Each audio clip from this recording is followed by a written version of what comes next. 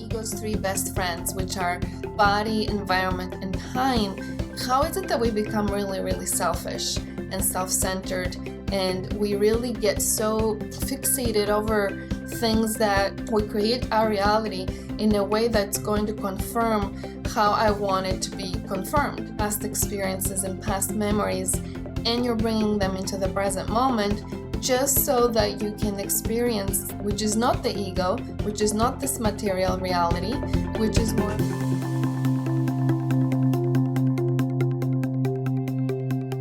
Hello everyone, and welcome back to another whole psychology method video. I am Lida Sportel at lidashealing.com and founder of the Whole Wellness Method. And this video you're about to watch is a mini video of the actual full-length video, which means it's about a 10 to 15 minute long video of the actual full length that I've done. And the reason is that I want you to kind of try it out, get a little taste of it, and see if it speaks to you.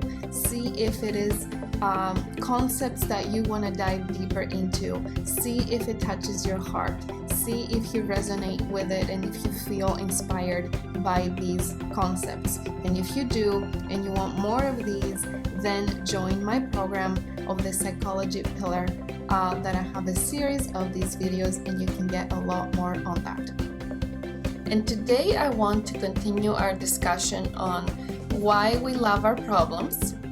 And also I want to discuss how is it that when we tune into those ego emotions, when we spend most of our time really in these, the big threes, the ego's three best friends, which are body, environment, and time, how is it that when that is what preoccupies us the most, and when we experience the emotions that come with the ego, how is it that we become really selfish and self-centered, and we really get so fixated over things that are more of that 0.00001% that we've been talking about. And if you needed a little refresher on these terms that I talk about, the main emotions that we experience as an ego are anger, frustration, upset, feeling upset over just anything that could be going on, stress, it could be depression, betrayal, powerlessness, helplessness, loneliness, anything really, any of those emotions. And we even talked about in the previous video that could be some of the good emotions too, that could be a different mask that the ego wears. But what I want you to do is really consider how is it that you're drawing from past experiences and past memories, and you're bringing them into the present moment just so that you can experience some of these emotions that you've been addicted to. And like we said in our previous video, those emotions make us feel awake.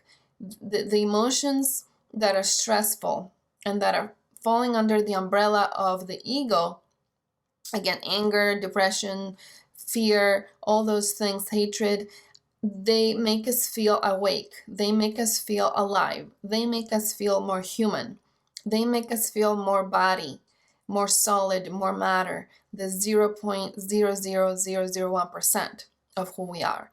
And they take us away from who we truly are, which is not the ego, which is not this material reality, which is more of the quantum field. And it's more of the energy, the 99.99999% of who we are. So, yes, we talked about how the external circumstances can make us feel this way, but how about just in our thoughts? So how is it that we use the past and past thoughts that just come up and recirculate and we ruminate over that make us feel more of that bodily, that somebody, that I am this somebody that has all these issues, all these frustrations, all these feelings? How does the ego get us really distracted from who we truly are, from that light, from that energy, from that being that is tapping into that quantum field and to the infinite possibilities? How is it that the ego does that? With the ego's three best friends, which are the body, issues with my body, whether it's good issues, just working out a lot or taking care of my body excessively, obsessing about what I eat, obsessing about everything that has to do with my body and making it better, or it's all the problems that my body has, all the issues that and the sicknesses and the illnesses and the weight and the problems that I have with my body or with other people's bodies and their problems. And so that was the first best friend that the ego has. The second is all the externals, the environmental stuff, everything that's going on around us at work, with other people, our relationships, and so on and so forth. And the third is time. We are all slaves to time. I, myself included, am very, very much trapped into the vicious cycle of time, feeling constantly behind, feeling constantly there's so much more stuff to do. I never have enough time to get what I want. Who would I be if I didn't associate myself with my problems, with my environment, with time, with what I have to do next, with what I did yesterday, with my body, with other people's bodies? Who would I be without that? We can't really, it's a very hard thing to transcend, but it is what we want to transcend, because again, we're trying to break the habit of being ourselves, inspired by Dr. Joe's book. This is what we're really trying to accomplish. In order for us to change, we need to break that habit of being so focused and fixated over those things that make us believe this is who we are, this is how I draw my sense of identity.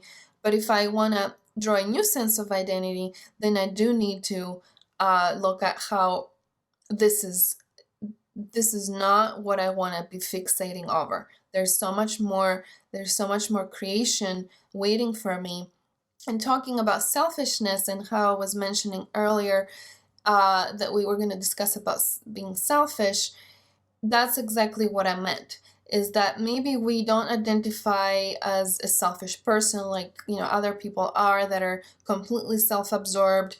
They, every time you talk to them about anything, it's all about them, and they only know how to talk about themselves, and you say something to them and they take that and make it about them.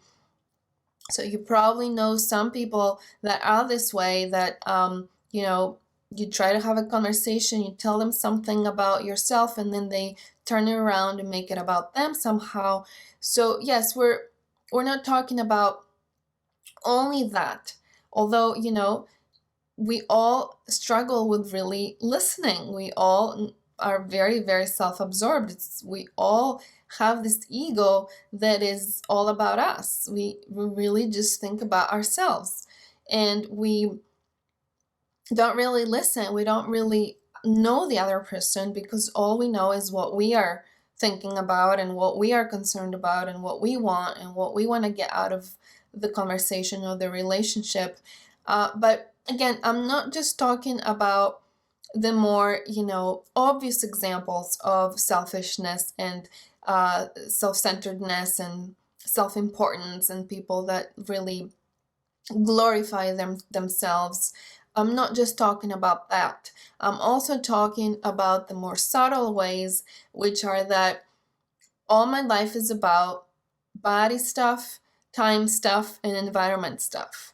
So when I am in that mode, I'm still being very self-absorbed, because maybe I'm not self-absorbed with just glorifying myself or making it all about me, but in a way, I am making it all about the ego. And when I'm making it all about the ego, it's still as selfish as the people who are outright selfish. So again, in the Course in Miracles, we say there's no hierarchy of illusions. The ego tells us there is a hierarchy of illusions, and that there is a hierarchy of things, and this is a worse form of selfishness, and this is a better form of selfishness.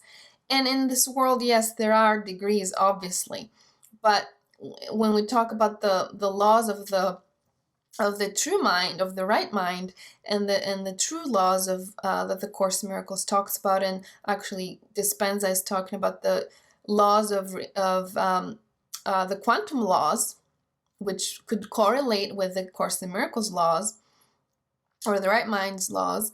Under those laws, there's no hierarchy. We're either identifying with the ego, therefore we're selfish in one way or another, or we're identifying with our right mind and who we truly are, and we are operating from gratitude, from forgiveness, from oneness, from sameness, from peace, from a sense of I'm extending what I have inside and I'm just sharing it with everybody else rather than making it about me.